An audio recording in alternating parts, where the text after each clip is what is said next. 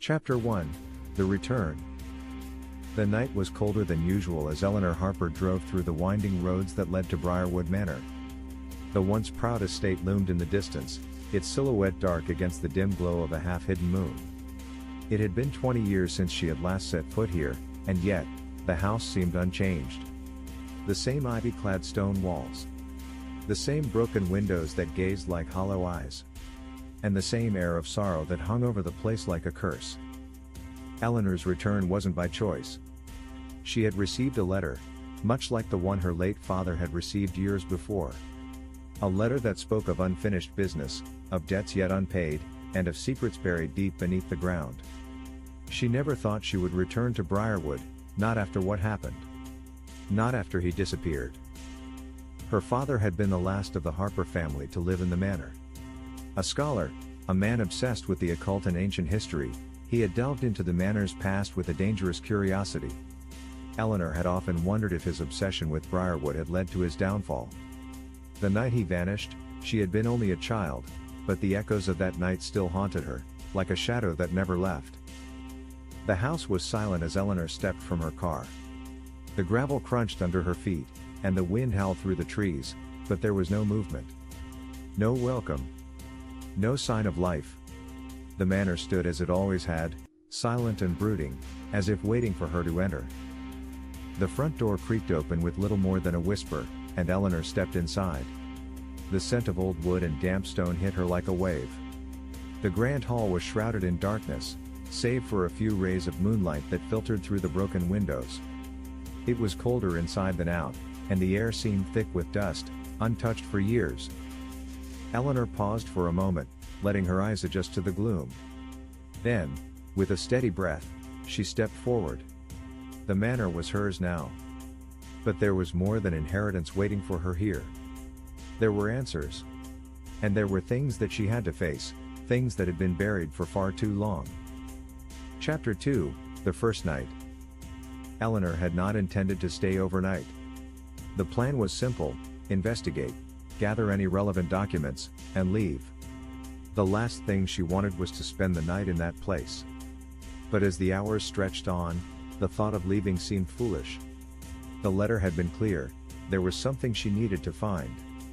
And so, after a quick dinner of canned food, she decided to explore further. The manor had many rooms, some of them familiar from her childhood, others foreign and unsettling. There was the library, filled with ancient tomes and papers her father had never allowed her to touch. There was the drawing room, where a large, ornate mirror stood.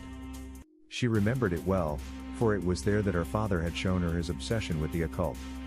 He had stood in front of that mirror for hours, muttering words she had never understood, his reflection moving unnaturally. As she wandered the halls, a sense of unease began to settle over her.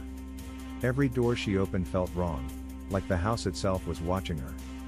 The floorboards groaned beneath her feet, and every creak of the old house seemed to echo in the silence.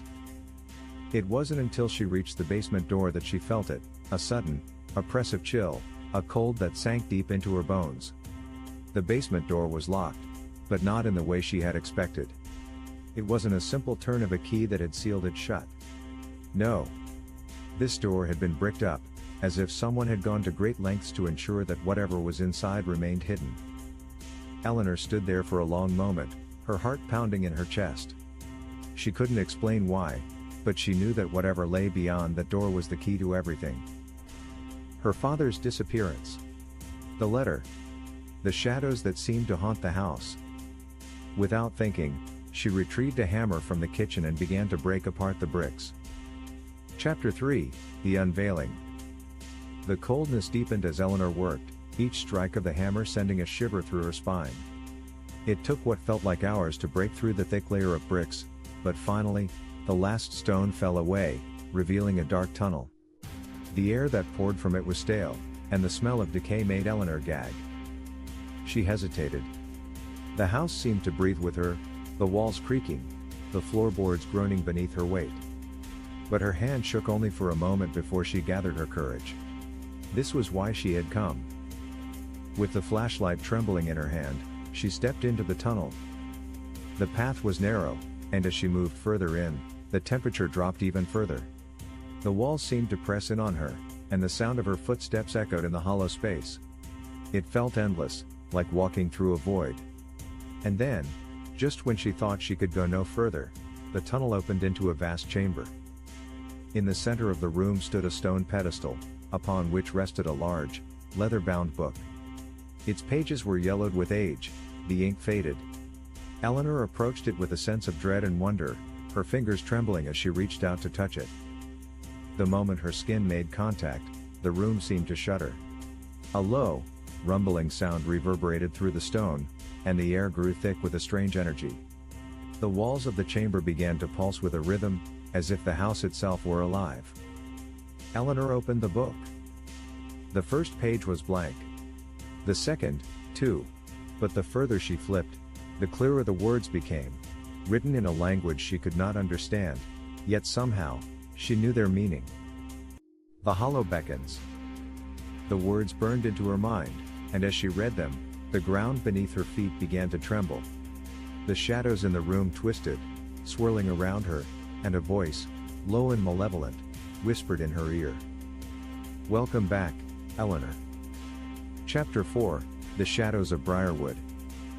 The darkness in the chamber thickened, and Eleanor felt the weight of 1,000 unseen eyes upon her. She stumbled backward, but the shadows followed, crawling toward her like living things. The whispers grew louder, merging into a cacophony of voices. "You should never have returned," one hissed. "The hollow is hungry," another murmured. Eleanor's breath quickened as she turned to flee, but the tunnel behind her had disappeared, replaced by an impenetrable wall of stone.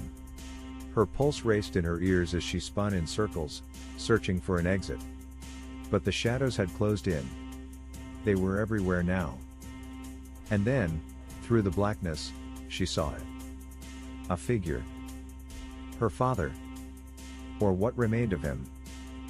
His once proud face was gaunt and twisted, his eyes hollow pits of emptiness. His mouth stretched into a horrific smile, one that wasn't his.